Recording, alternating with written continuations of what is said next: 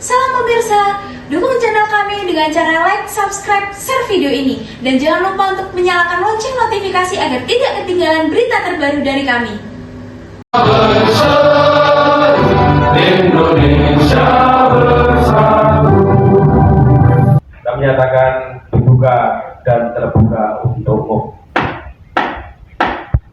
Dewan Perwakilan Rakyat Daerah DPRD Kabupaten Nganjuk menggelar rapat paripurna di ruang rapat paripurna kantor DPRD Kabupaten Nganjuk. Rapat paripurna dipimpin oleh Wakil Pimpinan DPRD Kabupaten Nganjuk, Cianto, didampingi oleh Ulum Bastomi dan Ketua DPRD Kabupaten Nganjuk, Tatit Heru Cahyono. Turut hadir dalam rapat tersebut PJ Bupati Nganjuk Sri Handoko Taruna, Sekda Kabupaten Nganjuk Nur Solekan, Forkopimda Kabupaten Nganjuk, OPD Kabupaten Nganjuk, dan anggota DPRD Kabupaten Nganjuk. Mengawali pembukaan rapat paripurna DPRD Kabupaten Nganjuk yang penuh kebahagiaan seperti hari ini, mari kita bersama-sama memanjatkan puji dan rasa syukur kehadirat Allah SWT. Agenda rapat paripurna tentang penyampaian Bapemperda DPRD Nganjuk terkait Raperda Nganjuk mengenai pengelolaan pasar rakyat dan penyelenggaraan pusat pembelanjaan dan toko swalayan. Kemudian dilanjutkan dengan penyampaian Bupati Nganjuk terhadap Raperda Kabupaten Nganjuk mengenai perusahaan perseroan Bank Perekonomian Rakyat BPR Anjuk Ladang dan rencana pembangunan jangka panjang daerah RPJPD Kabupaten Nganjuk tahun 2025 sampai 2045. Sebelum rapat dimulai, salah satu anggota DPRD Nganjuk, Marianto, menyampaikan sarannya bahwa tahun 2024 adalah tahun yang sangat strategis, di mana kita banyak mempersiapkan RPJPD Kabupaten Nganjuk 2025 sampai dengan 2045. Ini saya masukkan kepada Pak Bupati. Kita tahu bahwa tahun ini tahun politik. Yang kita sampaikan adalah terkait dengan perluasan penyampaian rencana pembangunan jangka panjang daerah pada tahun 2025-2045. Karena DPRD ini akan membuat semacam pansus, otomatis pansus itu harus berjalan dengan baik. Pansus berjalan dengan baik, akan tetapi fungsi organisasi BPD juga harus berjalan dengan baik. Yang pertama saya sampaikan bahwa di Bapeda ini sektornya RPJPD ini adalah Bapeda ini belum ada kepalanya Bapeda. Gitu. Sekarang ada yang PLT sebentar lagi mau menggaji haji. Kemudian dalam sambutannya, PJ Bupati Nganjuk Sri Handoko Taruna menyampaikan bahwa Kabupaten Nganjuk sudah mengantisipasi hal ini dan pada tanggal 20 Maret 2024 telah bersurat kepada KASN mengenai persiapan pengisian jabatan, terutama jabatan strategis seperti Bapeda, BPKAD maupun Bapenda. Oleh karenanya kami sudah mengantisipasinya Bapak. Tanggal 20 Maret 2024 Kabupaten Nganjuk sudah bersurat kepada KSN tentang persiapan pengisian jabatan kalau pada saat tahun 2024 ini seperti jabatan strategis Bapeda, BPKAD maupun Bapenda adalah fungsi strategis. Ini harus segera kita antisipasi dan kita isi bila terjadi kekosongan dalam hal ini pensiun. Oleh karenanya, surat tanggal 20 Maret 2024 telah dijawab tanggal 3 Mei 2024 oleh KSN.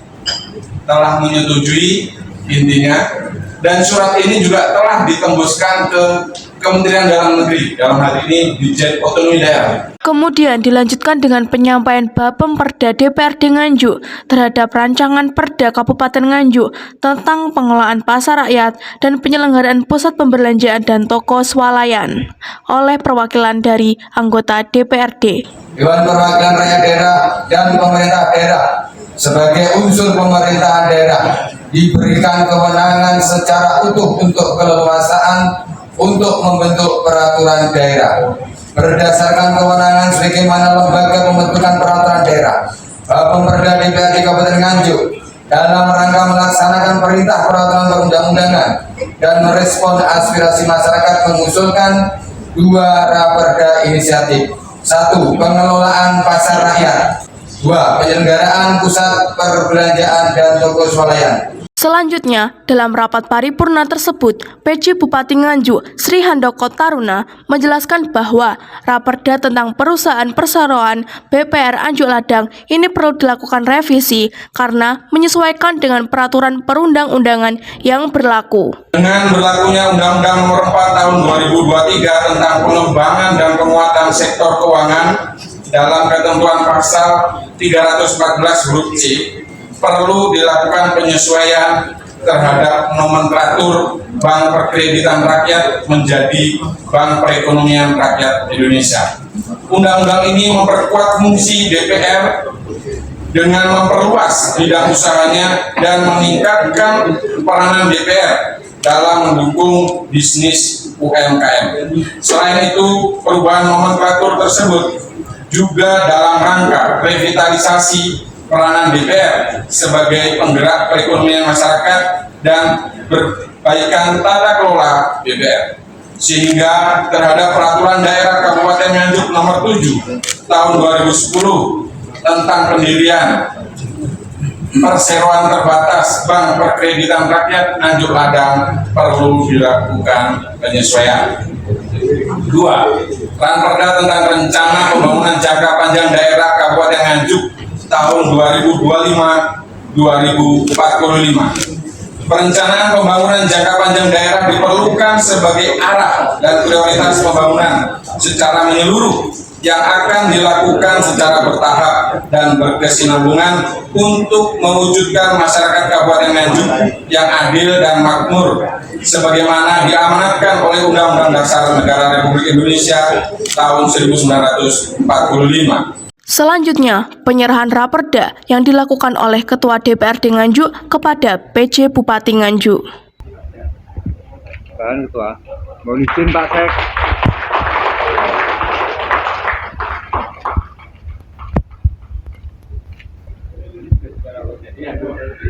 Pak, mohon izin Pak Sek agak ke kanan Pak Sek. Ya, sip. 1, 2. Saat diwawancarai di lokasi, PJ Bupati Nganjuk Sri Handoko Taruna mengatakan bahwa revisi Perda BPR ini perlu dilakukan karena sesuai dengan amanat Undang-Undang Nomor 4 Tahun 2023 yang menuntut perubahan nomenklatur dari perkreditan menjadi perekonomian.